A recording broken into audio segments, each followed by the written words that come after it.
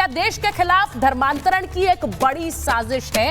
इसे रोकना जरूरी है, इसके खिलाफ बोलना जरूरी है। दूसरा सवाल क्या पूछ रही है? दूसरा सवाल यह कि क्या देश की डेमोग्राफी बदलने की भी एक साजिश है, यानी हिंदू मुसलमान बनाओ, सिख को मुसलमान बनाओ, क्या यह हो रहा है इस देश में?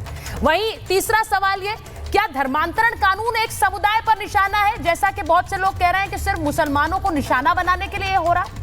और वहीं एक और सवाल जो महाभारत में पूछ रही हूं, क्या धर्मांतरण कानून से सियासी माइलेज ली जा रही है, जो आरोप राजनीतिक दल बीजेपी पर लगाते हैं, बीजेपी बाकी दलों पर लगाती है कि ये एक समुदाय के हिमायती बनते हैं और उसमें वोट तलाशते हैं। मैं सबसे पहले उन सवालों से शुरू कर रही हूं। भाटी जी, मैं आपसे शुरुआत कर लूं। ये धर्मांतरण कानून जब आया यूपी में, अब तो महाराष्ट्र में आने की तैयारी हो रही है, इसमें दिक्कत क्या है, सवाल क्या है, क्यों इसको लेकर एक विरोध होता है? क्योंकि मुझे याद है यूपी में भी जब आया था तो आपने कहा था कि धर्मांतरण कानून सिर्फ एक सियासी तस्वीर दिखाई जा रही है बीजेपी की तरफ से। भाटी जी, धोखा देकर, लालच देकर या जबरन धर्म परिवर्तन कराना अपराध है, गलत है, नहीं होना चाहिए। ऐसे लोगों के खिलाफ सख्त कार्रवाई होनी चाहिए। ठीक है। और ये अपराधी हैं, षड्यंत्रकारी हैं, इसमें कहीं कोई संदेह नहीं है। ठीक। कानून का विरोध या अन्य बातों का विरोध इसलिए कि भारतीय जनता पार्टी राजनीतिक लाभ के लिए इन्हें गलत तरीके से पेश करती है।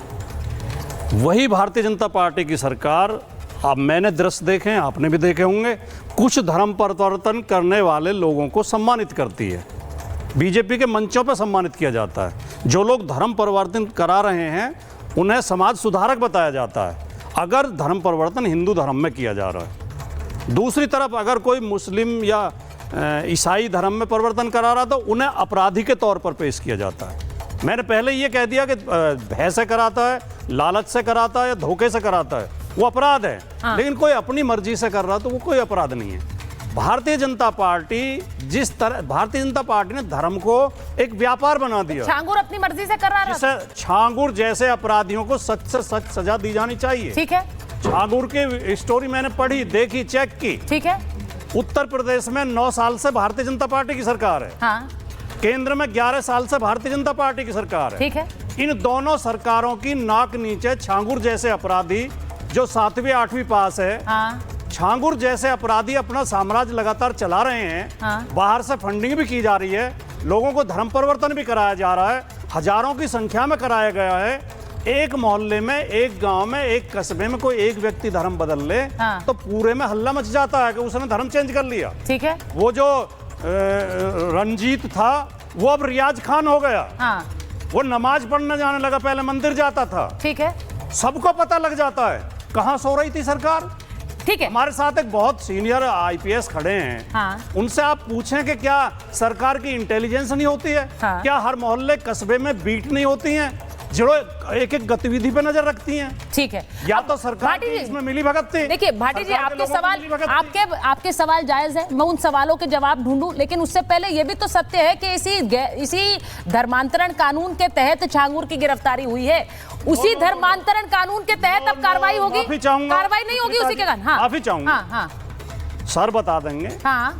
धर्मांतरण कानून से पहले भी कानून मौजूद है। ठीक है। ये अपराध, ये आईपीसी के तहत अपराध है। अब तो बीएनएस हो गई है।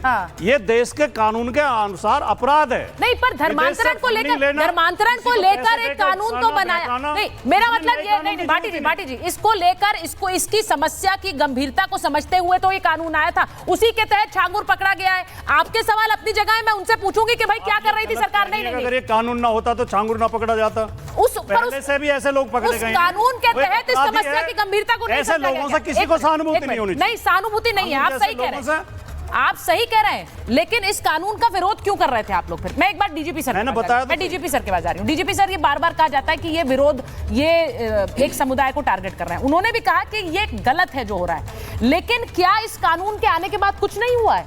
मैं इसलिए पूछ रही हूँ कि अब महाराष्ट्र में भी आ रहा है सर, ये कह रहे हैं इससे पहले भी तो कार्रवाई होती थी, इससे क्या हो गया? सुचरिता जी, 12 स्टेट्स में ये कानून लागू हैं जी, और यूपी में चूंकि इसमें कार्रवाई ज्यादा हुई है इसलिए चर्चा भी ज्यादा हुई है। 429 केसेस चार्जशीट है, 5 में सजा याबी हो चुकी है। लेकिन इसके पहले भी कानून थे, प्रलोभन देना, लोभ देना, डराना, धमकाना, छदम तरीके से करना, वो तमाम चीजें इसमें आती हैं जिसके अंतर्गत सजा मिलती है।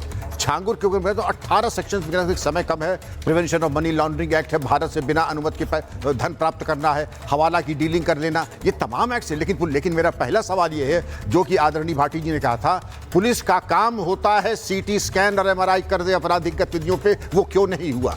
और ये बताया जाता है, मैं विश्वास नहीं करना चाहूंगा कि स्थानीय पुलिस और तहसील और जजी के नीचे के कर्मचारी उसके पेरोल पे थे और वो जैसा चाहता था, हुक्म देता था, उसका पालन होता था, क्योंकि इतना बड़ा अपराध का साम्राज्य एक दिन में नहीं खड़ा होता है। मैं चाहूंगा कि जो इन्वेस्टिगेशन हो रहा है उसमें लोकल अधिकारियों की संलिप्तता, लापरवाही या दोनों जो हो उसको भी उसमें समावेश करें। अभी तो एक अधिकारी का नाम आ रहा है, जजी के जो क्लर्क थे स्टेनो, उनकी पत्नी का पार्टनर होना। अभी तो आप देखिएगा जो आ रहा है, जिसको जब चाहा थाने में एफआईआर लिखा दी। आप देश की मानी हुई संपादिका हैं, आप जाके एफआईआर लिखा के कोशिश कर लीजिए, ना को चने छपाने पड़ेंगे, आप लिखा नहीं पाएंगे आसानी से। और ये मनमाने तरीके से एफआईआर, मनमाने तरीके से जेल भेज देना, मनमाने तरीके से लोगों को घरवा लेना, इसका एक सपोर्ट सिस्टम था। अब सपोर्ट सिस्टम नंबर 2, हमारे मित्र के एक वर्ग को किया जा रहा है। ये लॉ जो है रिलीजन न्यूट्रल है, किसी वर्ग का, हिंदू, सिख, मुस्लिम, ईसाई, जो भी वर्ग लाएगा, धोखा देगा, वो आरोपी होगा। आप जो बात कह रहे हैं, खुद डीजीपी सर कह रहे हैं कि इसको लेकर समस्या थी और आप शिकायत लिखवाने में भी दिक्कतें होती थी, अब इस कानून के तहत हो रहा है। मैं ये बोल रही हूं विवेक जी, संगीत जी, कि ये एक समस्या है जिसको लेकर अब महाराष्ट्र में भी कानून लाया जा रहा है। समस्या क्यों लगता, क्यों इतना हल्ला होता है जब धर्मांतरण की बात? क्या ये हकीकत नहीं है? आज जो मैंने तस्वीरें दिखाई है इंदौर की, मैं जरा दिखाऊंगी, वो हैरान करने वाली। पूरा हुलिया बदलकर लड़कियों को फंसाया जाता, पुलिस ने जारी की है। नहीं देखिए, 420 है, झूठ है, फरेब है, वो एक अलग इशू है। कोई फोर्सफुल कन्वर्जन है, वो एक अलग इशू है। सब उसके खिलाफ है। ये नया कानून नहीं था, तब भी एक्शन था, नया कानून आ गया, एक्शन अब भी होगा, ये एक अलग चीज है। लेकिन मैं दूसरी बात बोलना चाहूंगा, घर वापसी जिसके लिए रूलिंग पार्टी और संघ परिवार कहता है साहब घर वापसी होनी चाहिए, वापस आइए हिंदू धर्म के अंदर। आप सदियों पहले, 500 साल पहले कन्वर्ट हुए थे, बैक टू योर रूट्स। तो क्या वो कन्वर्जन नहीं है, वो अल्यूरमेंट नहीं है, वो फोर्स नहीं है? उसको सब वेलकम करते हैं, ताली पीटी जाती है क्योंकि मेजॉरिटी कम्युनिटी उसमें इन्वॉल्व है। और जब माइनॉरिटी कम्युनिटी कुछ करती है तो आप हल्ला मचाते हैं। आप बोलेंगे साहब देखो तो demography change, what do you mean by demography change? मेरा कॉन्स्टिट्यूशन कहता है मैं किसी भी धर्म का पालन कर सकता हूं, मैं नया धर्म भी बना सकता हूं।